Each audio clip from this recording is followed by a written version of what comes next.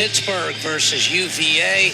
I incorrectly stated that Micky Phillippi was a All-American. He's a three-time round of 12 guy.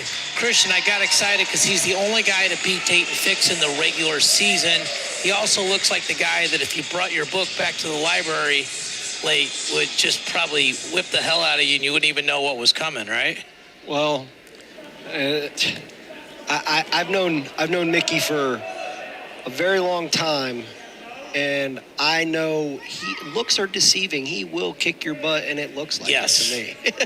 The Derry PA senior. Now, he's wrestling a guy that I'm actually familiar with, Garrett Grice. So Garrett Grice is from Nebraska. Oh, my goodness.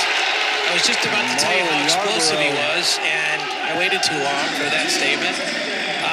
He wrestled for My Wrestling Club. That's the name of the club, not mine itself, which is big shout out to Zach Dominguez and Dane Peterson. Oh, this is Yarbrough. This isn't Garrett Grice. Okay, well, that's even more of a shot. So he got shot out of a cannon with that blast double, huh? And one thing I've always liked about Micky Phillippi, and whenever he's on bottom and he's waiting for the referee to start, he is just staring at the referee like a dog waiting for a treat. Like you can say, okay, go get it. And he's just waiting for the referee to blow the whistle and hops up so quick. And Yarbrough coming in shot out of a cannon. This dude is quick. Oh, nice little duck to a double. Goes back to a double, and that's where Phillippi's good, right? He kind of goes on that short drag, runs the corner. A nice low single for Yarbrough. Gets that foot up.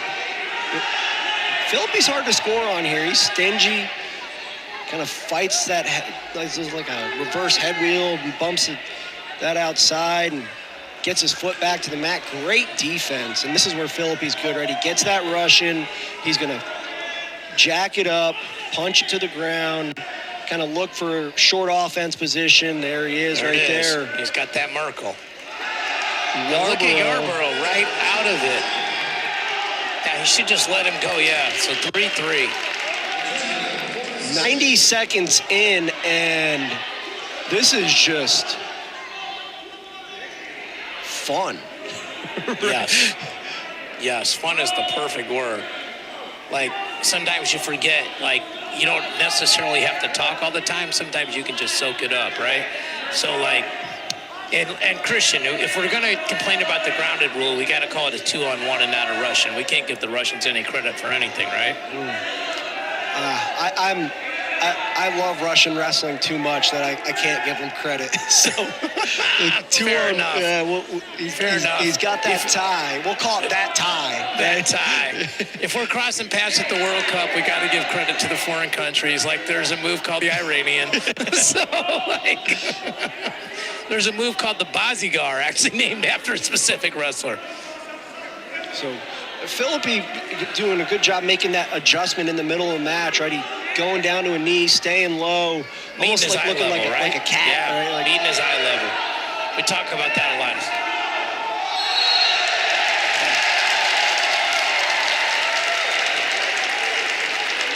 Yarbrough's looking not like the moment is too big for him. All right.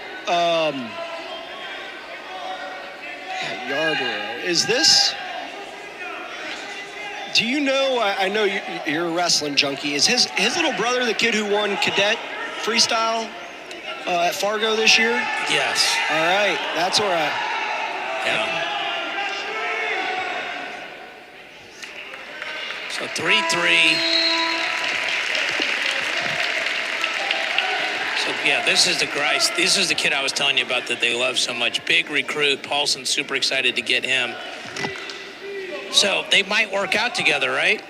So, yeah, that's what you got to love, right? Like, I mean, they made whatever decision they made, but he wants his teammate to win. Right, and that's one thing that Coach Garland was really fired up about last week. He said, at Virginia duels, they played with their lineup a little bit, never really knew who was going to go when, and he said if they pick one guy, they pick wrestler A, wrestler B was on the bench, cheering on wrestler A as loud as he could. And that's, something in terms of... Yeah, you talked about when we were talking about this duel coming into it, Christian, you talked about the future of UVA, not just right now. So you're very high in this program going forward, right? Well, and Coach Garland, said something that kind of, you think about it like this, and it could be, astronomical for the program. He said that this class of freshmen reminds him so much of Jack Mueller's freshman class, which produced 3 All-Americans and 2 World Team members, right? So those are some big shoes to fill and some big standards for Coach, to kind of give them that sort of credit. So. Yeah, so I love coaches that are coachable, right, Christian? Like, hey, you work out with this kid. Do you think this would work? What's he doing right or wrong here, right? There's a big position here. Phillippi's trying to suck him in. Does Got that leg up a little too easy for a freshman. Oh, you just steam that underhook. And this is where Phillippi, this is where you see the veteran keeping that left toe in bounds, keeping pressure on top. And then, you start to get the crowd a little bit involved, stalling. Nope, we're out of bounds. How am I stalling? Right, so watch when they go back to the center. Watch Phillippi's face. He's going to look directly at the ref until he blows the whistle. He's looking, eye contact. He'd be amazing on a first date. He's waiting. Eye contact the whole time. He's waiting to see when that referee's lips are starting to puff out a little bit and blow the whistle. He's just any little advantage he can get. He's reading cheek language. I love it. That's high-level coaching right there, Olenowski. No wonder your kids are winning. Everybody else is teaching hip heist. You're teaching cheek language. It's you're 6 levels ahead of everybody. Oh, listen here, buddy. You can get out half a second quicker if you watch the ref. Here it is, Christian. What you were talking about. Look at just looking right into the ref's soul. What are you doing here? How's your night going? You ready to blow that whistle, buddy?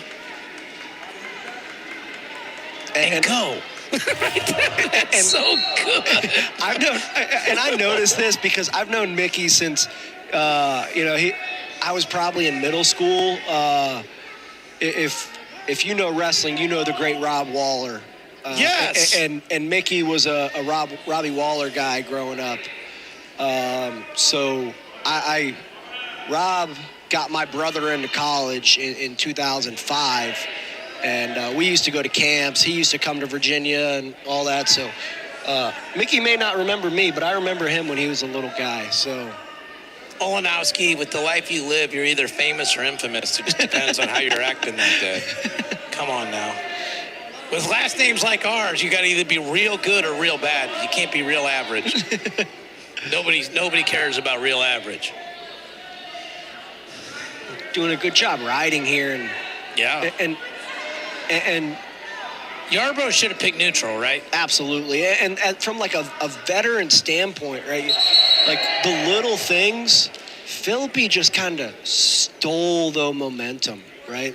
Got that takedown and ride out at the end of the period. And then, listen, John Smith will have his guys picked down no matter. It could be against a Buck and Bronco, you're picking down because you're going to learn how to get out. But for Yarbrough to win this match, he's got to keep it on his feet. That's where his explosiveness is the most valuable. Well, not only that, Phillippi is so good on top, right? He is the his best position. He's the Pittsburgh mold of just hanging on to you, so much of a reminder of Jake Wetzel. Almost so similar in styles on the mat. He stays under the arms, he rides boots, you think you're out, he sucks you into a crab. Right? There's never an inch of separation, and the pressure from his hips is just second to none. So, and he's got awesome eye contact. So time ticks down here, and you're going to tack on an extra point for riding time. That'll give Phillippi a 7-4 victory at 133 pounds. Brings the team score to 22-3 in favor of the Panthers. And they've got a returning All-American coming up here next, Cole Matthews.